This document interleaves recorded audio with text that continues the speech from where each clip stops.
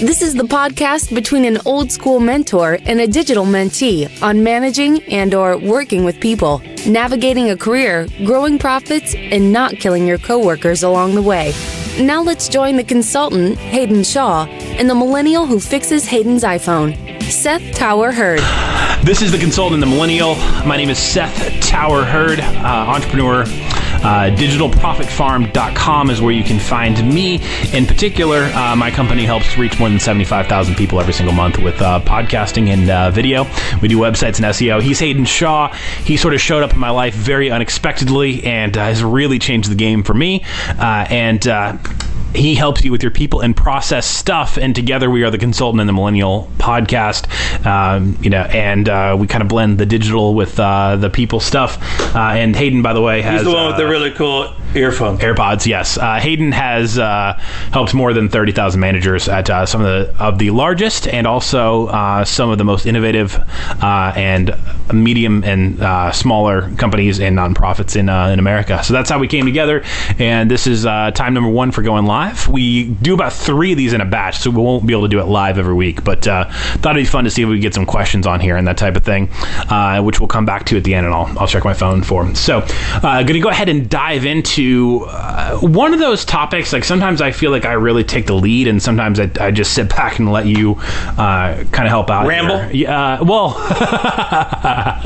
drop the knowledge. Okay, so younger managers, well spun. Older direct reports. Okay. Yeah. Just doing this podcast has changed things up for me so much, and that's one of the reasons I think it's fun, is because I know that there are other people having a similar experience that I am, and I'm on the dang thing. This was a really tough thing for me when I was kind of in quote-unquote corporate America, right? Yeah. And now that I'm out running my own company, it's different because I started it, so it kind of brings a different relationship as opposed to I just got promoted, so there's like some questions that people could have there of why he's here. If I started it and I'm currently generating all the sales, well, of course everybody's going to be cool with me because I'm the reason they're making money as freelancers. But when you get promoted and all of a sudden these people you maybe worked alongside or they saw you as the kid, particularly if you got into a company at a young age. I almost think that, I started my career at 19 in radio in Chicago, and I almost think that you probably need to leave your first job within 4 or 5 years in a lot of cases because people just aren't really going to take you seriously. Because, I was doing other stuff, like I did a TV show, and people couldn't believe I was 23. Okay. Part of that was at the end of 8th grade, I was 6'1", and I probably could have bought beer at multiple gas stations. But yeah, I was a junior in college doing some TV stuff, and I didn't project. Yes, you can see us. We're live. Yes. I'm 6'1", and he just keeps going. So you can see why they're like... Okay. You're how old? Yeah. I'm going to shut up now, but... No, height does give a person age. Yeah, height does give I thought you meant I was rambling too much. Oh, no, you're doing great. But I didn't just tall. Project to the TV, my TV coworkers. I was going to class every day and filming on the weekends, and I got a completely different vibe. And what I found was, as I got promoted and, got into my late 20s in the same job, and then, sometimes managing, leading people who were older than me, who came in after me, there was still that vibe I could never shake of like, oh, well, you're the kid, right? Because I came in when I was 19. Right. And, I don't have that, we kind of try to drop the gem at the end. That's like the takeaway. I don't know how we're going to get there on this one because I was not able to do it successfully. So. Oh, the gem may be that you have to reach you at different stages between 18 and 35. Okay, talking to your mic, man. So I can't. I have to be reminded every time. I promised myself I would look forward. He's so good at this. And so you have to recalibrate yourself, and the gym may be what's the bottom line is you may have to go somewhere else, and especially if you're in a family business. Now you may have parents that are like, my whole dream is for you to take this over, and if you got older employees that you're going to have to manage in the family business, sometimes the only way to get street cred is to leave your family business, go work someplace else, prove that you can be successful someplace else, and then come back. And I know we had an episode. We had Dan Elg, who did a very similar thing, and it's one of the best ways to recalibrate. Okay. And by the way, that's as I think about, my wife and I having our first child here in less than 2 months, I think about, I'm trying to build something that's going to go for a long time. Like, my ideal holding period is forever, to quote Warren Buffett. I don't have this thing where I'm trying to cash out in 5 years, and buy a boat in the Bahamas or something like that. I love the game. I love business. And I ideally want to make money and be able to give a good chunk of it away.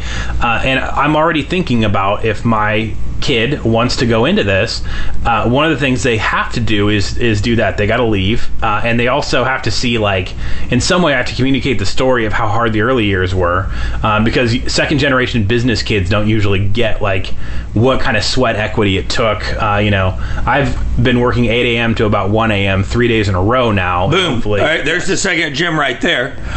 One of the things one of the reasons why younger employees are always thought of as the kid is because we forget we age.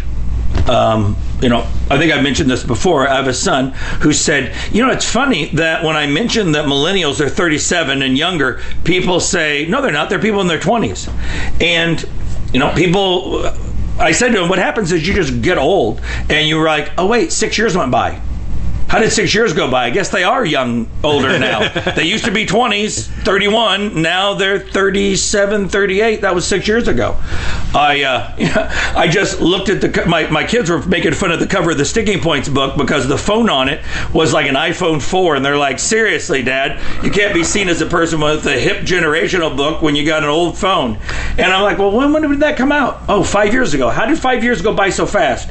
So the older you get, it's a truism that the older you get, the faster time goes by, and you forget that person's no longer a kid. That person used to have more hair, and now they still got the beard, but they're the kid, but they're balder. Right? Because they're 36, 37. No, that happened when I was like 27. Unfortunately. No, we met probably 12 to 14 years before we were really introduced, because I saw you speak. And that's right. And I never knew you would come back around in my life or anything. I thought you were super interesting. But had I been there when your book came out, man, I would have. Your first book came out because I helped you with your second book. I would have put a really hard no on putting an iPhone on the cover of a Generations book because I knew it would age out really fast. It did age out really fast. It was a beautiful cover for 3 years. And matter of fact, I just wrote the publisher this morning and said, because they're going to put the second book, the religious book, on paperback. And I said, hey, by the way, can we do the new cover on the older book on Sticking Points? Because the content's still relevant, the data's still relevant, the cover, it did age out. So I think one of the key things is, are you able to, one of the big takeaways is, not only do you may need to reset, you may need to leave and come back, or just leave. And for everybody that I'm helping do young employee retention with, I didn't actually just say that. All right. The second thing is, you also you need to understand the prices that were paid by other generations, because in their mind you're waltzing in to the hard work they did before, and one of the best ways to be seen as older is to be able to acknowledge those stories. And you know what, I'm gonna just be real honest, as I get older, Franklin Covey, I had some people say to me, you need to quit telling old man stories because nobody was here and really not that many people care, and it just makes you seem old. And I get that. I get it. I'm one of a handful. But at the same time, you got people who are, if you're younger, you got people who understand the prices that had to be paid, and you make yourself seem young when you're not interested in those stories. Okay, let's go a slightly different direction for a second. I'm going to get us back on track. When you're talking about the old man stories, one of the things that you can do if you're higher up in an organization and a little, you're a good chunk older than than people you're managing, which just includes me now. I'm 35, right? And there's a lot of good 22-year-old talent out there that I'm starting to tap into as we need more freelancers. There really is. Okay. The fact that I'm up on what they're up on, is huge. And the thing is actually there's a guy that's a major radio consultant in obviously in the radio world, that I would say is probably pushing 70 now. And the dude is a gaming fanatic. And as soon as I found out he was so into video games like I am, it completely changed our relationship. He's very into video games. He's on Xbox Live. And that changed the way that I saw him, because if you are managing younger talent, you've got to realize that, first of all, it's always a fight to keep anybody in 3.9% unemployment, right? But the more that you can relate to them on pop culture stuff, and I would actually argue that the more that's going to be better for you as well, because if you just settle in, and sorry, Hayden, this is going to hit you right in the gut, but if you settle in and are only listening to music you used to listen to, you're tapping into memories as opposed to engaging new parts of your brain and creating new learning experiences. So new movies, new TV shows, new music are actually opening up new pathways in the brain, and that actually does have, it's got great benefits to it as well. So if you want to roll my eyes and hide it. I'm just saying. I don't want that part of my brain opened up. Lady Gaga, you can stay out. Little monsters. Okay, that reference is dated. That reference would work right when your first book came out. Yeah. That's why I said it, because I knew you would comment. I wanted to tee that one up for you. Okay, so maybe that. So we had a point of disagreement. We're going to get back on track. All right, so I get promoted. I'm not saying he's wrong. I'm saying I don't care. At one point, I did wind up managing a team completely older than myself. Yeah, I think all Gen Xers. So I'm a millennial managing all Gen Xers. And then there was kind of different ideations of this along the way. At one point, I was managing, a soon-to-be retired person, right? And I was 32. So there's two things here. There is, what do you do when you step into that role? And then number two is, what do you do if you're a higher up level manager and you're going to promote that 27 to 30 something over people who are older than them, and you need to prepare that person and make sure that goes well, and make sure you don't have a white collar revolt on your hands. Yep, fascinating. Well, I did an article for Huffington Post on how to manage people your parents' age, because it's one of the most common questions when you help people with generational differences. And so there were 3 ideas in there, and the first one is, do not yell. One of the things that people who especially who are less experienced in management, they tend to go, hey, now hear this, because that's kind of the way that many people, it's bad, doesn't work well, but that's what many people manage. They manage with kind of old style, tell people what to do, command and control. You can get by with that if you're older, because you treat people like they're your kids. It's not effective, it's not healthy, it's weird dynamics, but we're all used to it. If you're younger and you act the same way you were treated in a command and control way, that does not fly. And secondly, if you've got to create the kind of atmosphere where they feel comfortable telling you things. And we talked in a past episode recently about how much do you make the decision, how much do you make the call, and how much do you collaborate. If you're younger managing older, that is a case where you collaborate more. You do what in the nonprofit world they call count your yeses. You don't take a vote on the board before you've talked to everybody and made sure it's a yes. So experienced nonprofit leaders don't lose very often because they don't propose things that aren't going to get voted yes to. And they know that because they've talked to all the board members. And they know, they've talked it through with them, and they know how they think about it. And so it's a similar thing if you're younger managing older. You run things by folks. You get their take on things. You get their buy-in on things.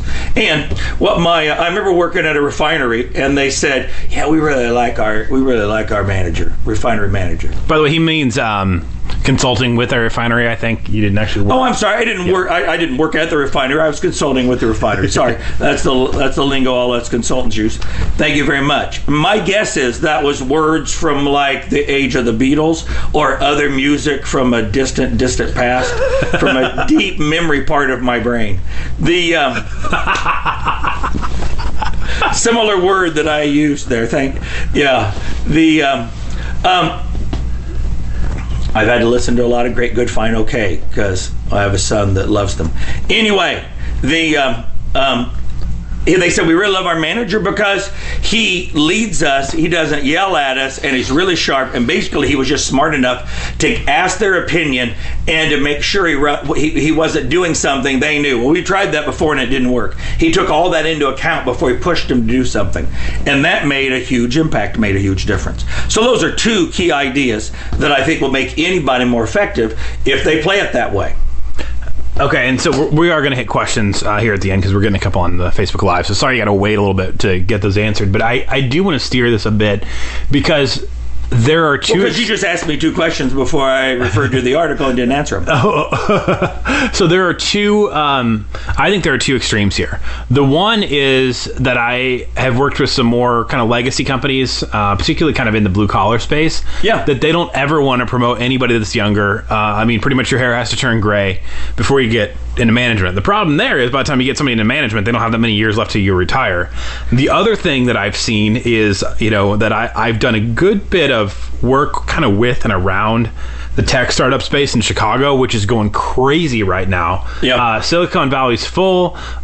Chicago is, believe it or not, still, it's not a good place personally for taxes and that type of thing. As far as places to start businesses, there's a really good thing going on here because we've got two top grad schools churning out MBAs, and they want to stick around, and they can still get pretty cheap office space, and they can't go to Silicon Valley anymore because it's full, right? So I'm seeing a lot of, quite frankly, and I think I've mentioned this before, idiots with way too much money because money's cheap to get right now. And so I'm seeing all I've been around all these companies who are starting up who now aren't going to hire me, that somebody writes them a multi-million-dollar check and all of a sudden, they're managers, right? Because they go out and hire people with somebody else's money. And there is a very real reverse age discrimination thing there where you age out at about 40. So good thing I own my own company because I'd only have, 5 years left before I got fired. And they want all their managers to be 24-year-old morons who may have some technical experience, but certainly no life experience. All right. Please refer to episode Why Hayden Likes Millennials More Than Seth to better deconstruct the all morons comment. Okay, and I don't even mean that about all millennials. I mean specifically about one subculture that I've been around quite a bit. Fair enough. Now, it's interesting you mentioned reverse discrimination. It's when I get interviewed or I'm doing things with those younger companies. Yeah. They're like, yeah, we really don't have a generational issue. And I've said it before in the podcast, that's because you ran off everybody that wasn't millennial. You're the most unibrow culture that exists. It's just you think, well, no, these older generations like it.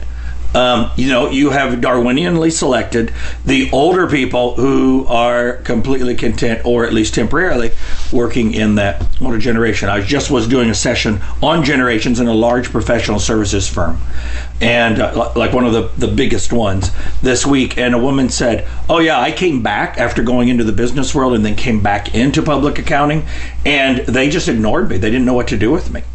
I had to go do all the initiative because they just pretended I wasn't there." And she goes, "No, they're some of my best relationships in the firm, but I had to do all the work." So it goes the other way too. And if you're younger and your employees are older, you're going to have to do more work. One other piece is worry about discrimination. One of the things I told a number of younger managers earlier this week is the most discriminated against group, and feel free to disagree with me, but statistically the numbers are on my side here. The most discriminated group are people over 65. And if they're discriminated against with other people their age, people over 65 get a 25% lower performance appraisal than everyone else. And they get that not only by younger managers, they also get it by managers who are also 65 or older. So they get discriminated against by everyone because we just assume that people decline as they age. And that's another thing to be worried about, is be worried that you've got some unconscious bias of your own. And we've talked a lot about how older generations just need to chill and recognize the great stuff that younger generations can bring and help supplement some of the experience things, some of the times when you cannot have the experience to know quite what to do with the curveballs. And younger generations can get the same unconscious bias, or frankly, conscious bias. We don't want anybody over 40. And that'll mess them up as well. And so just be conscious of that. Be conscious of the fact that I don't know if I like managing older employees. And I don't like the way they treat me. yeah, you can move through that. You're smart, and you can make that happen. Okay. So you can adjust you and come out okay. Okay, let me go back to the... And I'll make one key point. Especially, let's say you're a millennial. Let's say you're 37 and younger. You've got more grandparents than any generation in history. You've got more great-grandparents than any generation in history. Seth just came back from visiting his grandmother. It drove 9 hours to go see her because you've got grandparents. One of the things that millennials have the advantage of over a lot of generations is that they're used to working with multiple generations in their families. They're used to getting love. They're used to getting money. They're used to having the kind of relationship where grandparents provide large cash gifts to their grandkids. And so they know what to do with older generations better than probably anyone since the traditionalists. And so I really do believe that most people can figure it out if they get over the idea that this is harder than it should be. No, it's as hard as it is. Figure it out. You can adjust you. Okay. Let's take some questions. Let's go ahead and get some questions. Can I say one more thing about the discrimination against 65 and up? You can say anything you want. Okay. I might catch some heat for this or whatever. I would say, having worked with some employees that through the years that I felt like were legitimately overlooked. One thing that does not help you in that situation is if you let your wardrobe age to where it's about 15 years behind the times. Dress and no, that's not about you. That's actually not about you. Yeah, well, you haven't seen my casual clothes. My wife is trying to throw stuff away that is 15 to 20 years old. Yeah. Okay. So if you walk, Zubaz are going to make a third comeback. So just back off. I don't even know what that is. You remember in Napoleon Dynamite, the guy that taught karate, those red, white, and blue weightlifting pants from the 90s? Oh, okay. Yeah, Zubaz. Yeah, those are, I still have like 7 pair. My family all voted that I can't wear them outside of the house. Okay, so... No, I've seen that, and I've seen the difference in how people are treated. I actually just met a gentleman that I think is going to be in the podcast eventually. Oh, very cool. I think he's 70, and he owns like 60 something fast food restaurants. He's got a bunch of stock options from being kind of CEO a few places, and then he teaches at Duke. Teaches at Duke Business School, and the dude was so he's a slacker. Yeah, he was just dressed so dang sharp when I met him. I know I treated him better or differently, and I'd love to say that what people are wearing doesn't matter, but I know I treated him better and differently. I have noticed the last 2 months, I've just noticed, I'll think, oh, wow, that person's sharp. And I'll think, oh, yeah, that person's just a person. And I know it's a bias, and it's a bias we all have. So really, that's great advice. I know the episode's on what to do if you're younger. I remember 15 years ago, 12 years ago, my boss, who was an Xer, saying to me, why do you wear V-necks? Why don't you wear crew necks? Because that's what the Xers did. The Xers all showed their t-shirt. And I said, because the vast majority of people, executive teams I work with, are not Xers, they're boomers, and they wear V-necks. And he said, oh, I should get some V-necks at Costco this weekend. I said, you bet. Nothing says I'm a very up-and-coming, very smart 34-year-old like wearing a shirt different than what the executives are wearing. And it's small, and it goes both ways. And if you're younger, you actually probably need to dress a little older. I know it'll cost you. Okay, I got some questions here. One more thing on the wardrobe thing, because we seem to have gotten to this topic. I would say that Richard Branson is 60-something, Mark Cuban is 50-something, and they are both like millennial heroes in the business space. Right. And they're both really hip. They're both really hip. Yeah, so that was all I wanted to say. It was wardrobe, listen to cool music, at least enough where you can be able to talk about it, and it's good for your brain. All right, here we go. I think this may be a unique time in history that younger is seen as smarter, quicker, and having the most answers to disperse market spread that many companies are trying to find a solution to. Right. That means that younger is getting promoted at an earlier stage and quicker than in the recent past. And then he also said, hang on, same guy. Joseph Myers, thank you. It may be also significant, more significant than just generational. It may be because we're in an era of change, not just generational. We've moved from agrarian to, basically more of an urban, mindset. So, yeah, we've moved agrarian, then manufacturing, then urban mindset.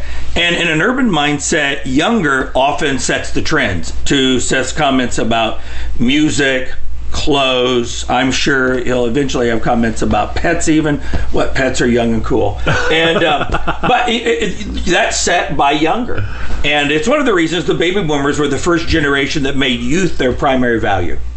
And so even a musician who is coming from my memory, I'm not even going to quote now, after what was said earlier, talked about holding on to 16 as long as you can. Who was that? Was that Sam Cooke? It was Johnny Mellencamp. But okay. But who cares, because he's really old. And he's no longer dating Meg Ryan, and she's older too, so let's just move on from this old memory thing. Anyway, because of that, there is a major trend. The woman who helped me write the second book, Ginger Kobaba, she was calling back to some friends that worked at a magazine she was at, and they're like, we got promoted over. We were one of us we figured was going to be the editor, and they put the millennial in as editor, older millennial, but a millennial in as editor, even in her late 20s, because they needed somebody that was native to the new world they were in. And it really bothered some of the Xers, that they felt like, here I am plowing away and then I get jumped over. And so that's the key thing to pay attention to, is how many other people felt like they should have been next, and then the world changed on them, and because the world changed on them, the younger generation is apprenticing the older generation. That was Don Tapscott's big idea in his book on millennials, The Grown-Up Digital, was that for the first time in history, the younger generation is apprenticing the older generation instead of the other way around. Now, there are a lot of areas of an organization where that's not the case. But right now, we're in a world where there's co-mentoring and not just one-way mentoring. And in the marketing space and the technology space, people are hiring millennials. That's why I hired Seth, because a friend of mine said, wow, you need to hire a millennial so you can actually launch this next book with social media. Okay, and we're getting close to landing the plane here, because we got to do another episode before you got to leave. But what you just said there about getting promoted over or whatever, how do you prepare a manager to, in particular, lead people that feel like you probably maybe got it unfairly and that really wanted what you had and maybe just had a major career disappointment? Well, there are two pieces. I just was at a company this week in the South that runs a number of restaurants that are just killing it, a number of concepts in their city, and they're winning kind of top awards in every concept. And so they're growing like crazy. They expect to double in the next couple of years. And that was one of the things we talked about for a while in a class on how do you grow leaders. And they said, oh yeah, one of the hardest things for us to walk people through is going from a peer and a friend into being a manager, and how you got to coach people on, here's what's going to be different. Now, they won't believe you until you experience the adjustment from being a peer into being a manager. You really don't believe that the people you're friends with, the people that you laugh with, the people that you can ask favors for, you really don't believe that they're going to treat you differently, that they're going to treat you like a manager, that, to quote Jack Black in School of Rock, they're going to stick it to the man. You just don't believe that's going to be possible. And once you've experienced, you're like, well, I don't get what's going on. Nobody listens to me. And so you got to prepare that for any manager. It's especially important when you're preparing somebody who is going to lead people who are older. And it's especially important when you're going to prepare somebody who's going to lead people who are disappointed that they've been leapfrogged. And that's something that you need as the leader. You need to pull some of the leapfrog people aside and have some conversations to help them work through their thoughts about it and just the nature of the change. It's change management. Go back and go to an earlier episode on change, where we talk about helping people through the emotions of it, because that's exactly what you're dealing with. Hayden's really killing it on selling our older episodes. If you're on Facebook, Consulting the Millennial, subscribe to the podcast so you never miss an episode. Let me comment on that, and then I think we can wrap this thing. So I was able to teach college at a pretty young age. I had 2 master's degrees by the time I was 28. I got my first one at 45, so once again... Once again, what? You're killing it. I mean, we did a whole episode of how I was kind of a loser. I'm old at everything, Seth. My clothes are old. My master's old. I was a complete loser for about 3 years of my life. 29 to 31, I was just a loser. So he's also a loser at math. Yeah, I got because that was 2 years, not 3. But keep going. Okay. Okay. I did get a 13 in the math part of the ACT. All right. So I got in the classroom at a young age, quite a bit younger, I think, than anybody else that was teaching at the school. And that meant that I had students who'd gone back to school, because this was kind of more non-traditional education, who were up to 30 years older than me. And I also had students who were about my age, and then I had students who were like 18 to 22 traditional students. And the thing is because I was younger, the students who were about my age and the kind of early 20s actually really liked me and wanted to hang out outside of class. And I was like, absolutely not. And I mean, that is, I would say, if you get promoted and you're your friend's boss, I hate to say it, but either if it's your best friend, one of you has got to go, or you guys probably need to stop being friends. Like, I feel like I'm pretty old school that line has to be really drawn in like thick black marker. Do you agree with that or not?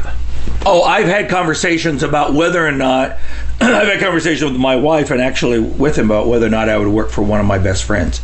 And you know, it is possible if you have, it takes a lot of maturity, and you have to have a very clear line of demarcation with when are we friends and when are we working together. It makes it incredibly complicated. And it makes it even more complicated when people feel like they had something coming to them and you hopscotch them. Any other questions? Because I know we got to shut this down and do the next one. Yeah, let me look and see if we got any more bounce in there. But thank you, Joseph. That was really cool. I think we might have, no, those are just likes. I think, let me just be sure. Yeah, I think we hit all the questions. So, hey, he's Hayden Shaw, peopledrivenresults.com. You got people and process issues. Those are not going to fix themselves. They're costing you a bunch of money. Grab his free videos at peopledrivenresults.com. My name is Seth Tower Hurd, digitalprofitfarm.com. You need a website and SEO. You need social media management. You need a podcast so you can grab that found time back and be communicating to your clients and customers when they're driving and doing the laundry. My gosh, you better start a podcast just like this one, because it's done some really good stuff for us. digitalprofitfarm.com. And I'll put the link to the Huffington Post article down below in case you wanted to go find it. Oh, yes. Thank you very much. We'll put that in the actual show notes when this goes out as a podcast. It's audio as well. Thanks for checking out this first live one. I guess we'll find out if you liked it enough that it's worth doing live. So there we are. Let me hit stop.